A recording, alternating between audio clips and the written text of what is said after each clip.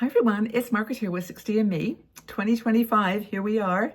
I want to talk today about something that is near and dear to my heart and maybe yours too.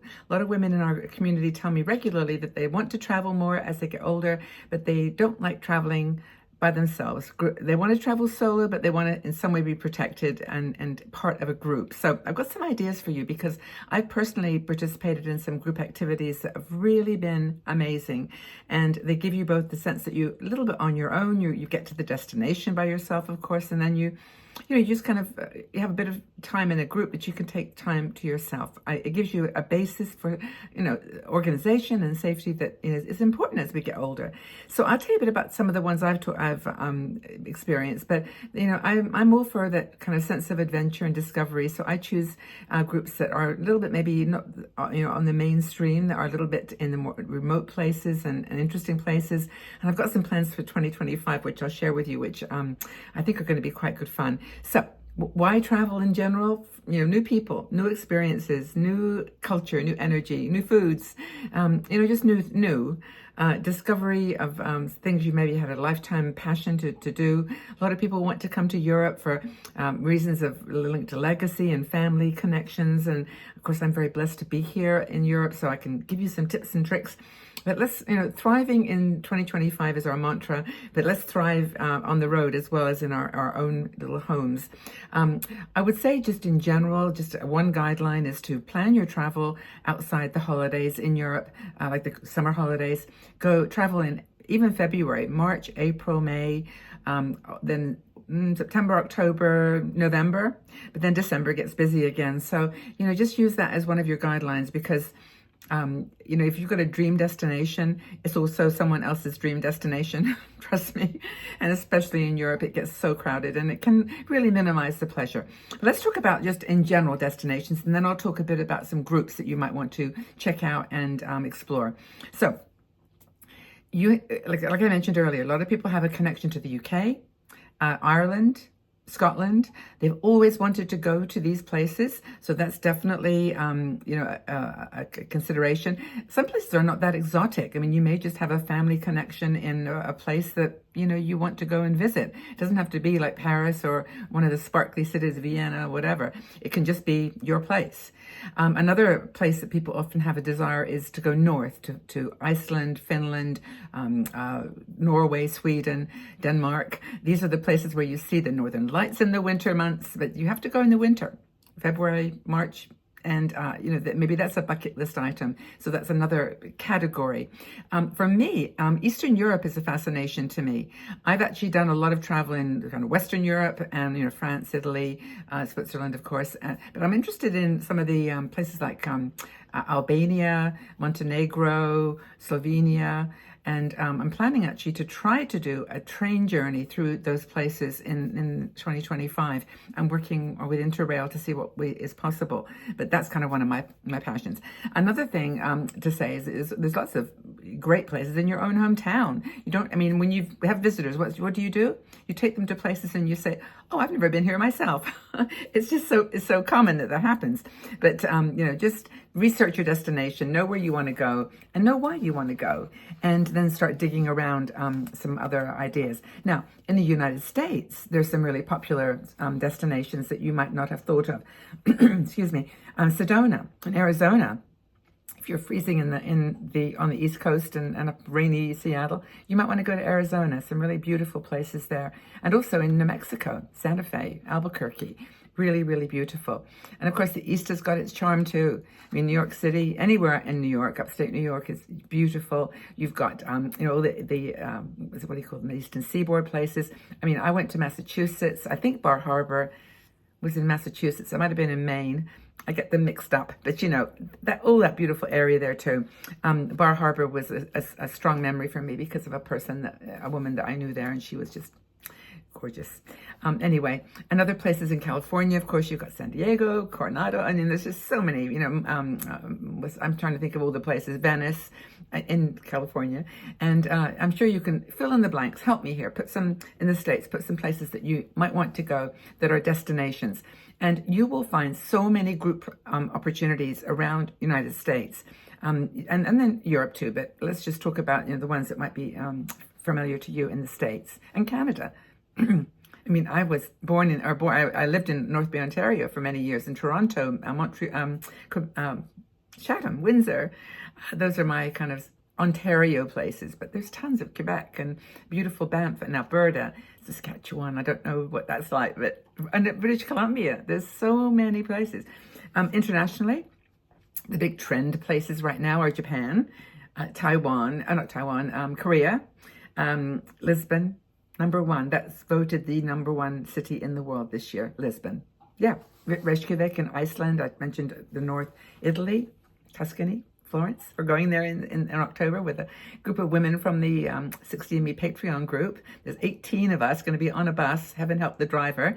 But yeah, he's going to take us all around Florence and Tuscany and what other places? Cinque Terre, Lucca. It's going to be a fun program. And then, of course, you've got the Australian, New Zealand. I mean, there's just so much. And I'm just tempting you with ideas and inspiration and enthusiasm. But how do you plan for a solo adventure? Well, if you're going to do it alone, totally alone, that's okay too. You've got lots of independence, flexibility. There's a wonderful woman, Leila, I've forgotten her last name, but Women on the Road is her website. She's brilliant. Check her out. Women on the Road. She has worked for the UN, I think, and she's traveled all around the world. It's a beautiful, beautiful website. Very practical, super informational. Women on the Road. You can, do your own planning. ChatGPT, my friend Phoebe, is really helpful for me. It can build you an itinerary for solo travel. Provide suggestions on hotels and places that are good for solo travelers. But if you want to do it in a group, let's go back to the original premise of this video, that you want to go in a group. What are your options? Well, Road Scholar. I must admit, I don't work with Road Scholar anymore. We used to be partners with them, but now I still love them, and I think they're really a very, very valid option for group solo travel. Go as a solo, join the group. It's and they're organized. They're not affordable. Let's be honest. In fact, many of these ones I'm going to talk to you about are expensive because they have to take care of a lot of the stuff that if you did it on your own, you could probably do it for half the price. But then the benefit of being in a group is significant. So there's lots of group forums on Facebook now. And I think, in fact, Facebook's becoming a community site more than just like posting your own story. It's actually helping people connect in like-minded groups. So that's a really cool one. Journey Woman is a very good resource for names of solo group travel for solos. Journey Woman it's not got their own travel program, like booking things, but they have great information. Let's see. Passion for Cruises is a really good one. If you're interested in guided tours, like they have cruises for solos if you are traveling alone, but they also do guided tours and guided cruises. And Passion for Cruises in the UK, but worldwide. Let's see. Eat Your Heart Out tours. Sheila Desai. I went with her on 2 trips. I went to India. Amazing. As a solo, I traveled there solo, but we were in a group. And she kind of focuses on the cultural sites in India, for example, textiles, which I loved. So India, and I went with her to Burma, Myanmar, which is now almost impossible to travel in. So you jump on these opportunities. And I met my great friend Kathleen she was my roomie for that, for both those programs. But it was really, really precious. And so Eat Your Heart Out, EYHO, Eat Your Heart Out, EYHO, tours.com. Perfect. So good. I think that's, I've got Aurora, Africa. Aurora, Africa. This is one that was founded by another friend of 60me's sister, Annie Birch. Annie joined a Bali trip. She's just amazing. I can't tell you how beautiful Annie is. Trust her with your life. She's really cool. She does Tanzania. She lives in Tanzania, and she does programs. Did she come on the cruise? My mind has gone blank. But yeah, she's really. I would highly recommend that. It's auroraafrica.com. So those are some of the ones I've got in my mind. Globus is the one I used for my Spanish trip with a group of 60me sisters. I'm a big fan of Globus. They're part of Cosmos Group, and they're affordable. Bottom line, bus tours, nice-looking drivers. Everybody was my fascination with our friend Jose. He was a sweet man, but he was our driver, and he was really, really amazing. But Globus is great. Cosmo is great.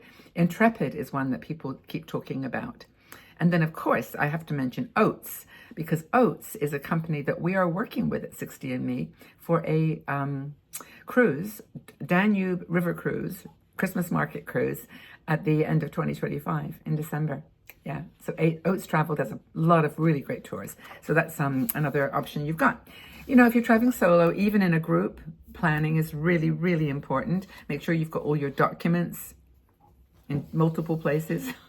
Make sure that you are got your insurance, very, very important. Make sure that you put safety first. So leave your details with your family, with people. Make sure that you get your medications all in order in plenty of time.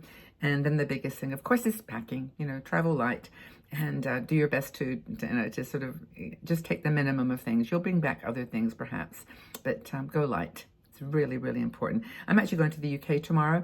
I don't know when you're watching this. It's probably scheduled later, but and I'm not particularly traveling light, but it's okay. I'm doing it because I've got some presents and things to take. It's Christmas when I'm traveling, but I'll come back with an emptier suitcase hopefully. So it's all good.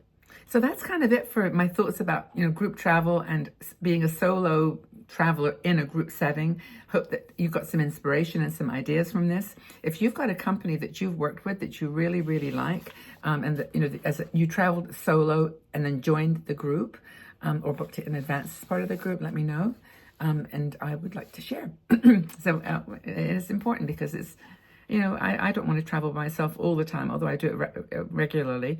But it's just something special about new friends, new places together with people that are also passionate about what you're doing too. So all good. So if you've got any questions or suggestions, please leave them in the section below. And safe travels wherever you are going in the world. Lots of love.